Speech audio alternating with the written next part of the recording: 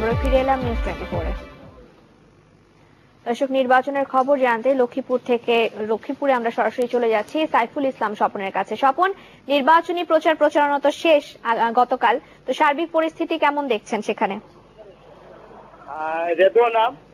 গতকালে 12টায় নির্বাচনের প্রচারণা শেষ হয়েছে। লক্ষ্মীপুরে 3টি পৌরসভা নির্বাচন হচ্ছে, রামগতি পৌরসভা, রামগঞ্জ পৌরসভা ও রায়পুর পৌরসভা। লক্ষ্মীপুরের 3টি পৌরসভার মধ্যে রামগঞ্জ এবং রায়পুর পৌরসভার মধ্যে ভোট কেন্দ্রের মধ্যে ব্যালট পেপার এবং এগুলোর জন্য প্রস্তুতি রয়েছে রিটার্নিং কর্মকর্তা। তবে রায়পুরের মধ্যে বিএনপি সমর্থিত প্রার্থী এবং আওয়ামী লীগ সমর্থিত প্রার্থীর মধ্যে পাল্টাপাল্টির অভিযোগ রয়েছে। গতকাল রাতে বিএনপি সমর্থিত মেয়র প্রার্থী এবিএম জিলানীর প্রধান নির্বাচন সমন্বয়কারী মনিরুল হকের বাড়িতে হামলা করা হয় এবং আজ সকালে বিএনপি মেয়র প্রার্থী একটি হাসপাতাল সেটা বন্ধ করে দিতে বাধ্য হন তিনি সরকারি দলীয় আওয়ামী লীগ সমর্থিত প্রার্থীদের সাথে। এই বিষয়ে আমরা আওয়ামী লীগ সমর্থিত প্রার্থী ইসলাম হোসেনের সাথে কথা বলি।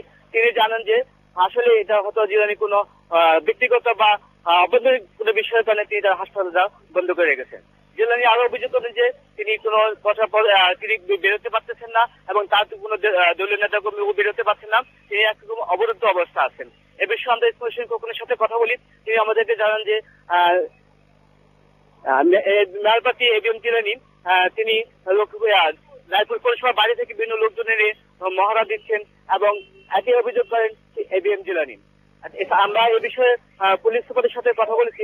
তিনি আমাদেরকে জানান যে লক্ষ্মীপুরে ভোটের দিন আইনশৃঙ্খলা পরিস্থিতি সুস্থ থাকবে, ভোট কেন্দ্রে কোনো সহিংসতা হবে না এবং আজকে রায়পুরে এবং সবচেয়ে পৌরসভায় 4 জন করে নির্বাহী ম্যাজিস্ট্রেট দিয়েছেন এবং প্রত্যেকটি নির্বাহী ম্যাজিস্ট্রেট যারা বহিরাগতদের 4টি হুন্ডা জরিমানা করেছেন এবং কোন বহিরাগতকে ভিতরে ঢুকতে দিচ্ছেন না। স্বপন, আপনাকে ধন্যবাদ লক্ষ্মীপুর থেকে আমাদের সাথে যোগ দেবার জন্য।